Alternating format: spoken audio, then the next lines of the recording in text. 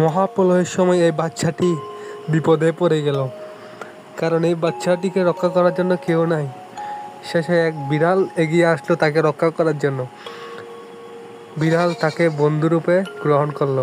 বিড়াল তাকে দৌড়ে নিয়ে হসপিটালে গিয়ে ভর্তি করলো। এই বিড়ালের জন্য ও বাচ্চার জন্য একটা লাইক দিন।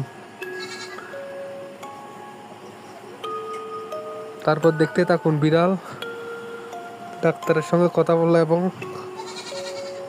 সে তার বন্ধুর জন্য ওষুধ আনতে লাগলো, কিন্তু সে ওষুধ আনতে গিয়ে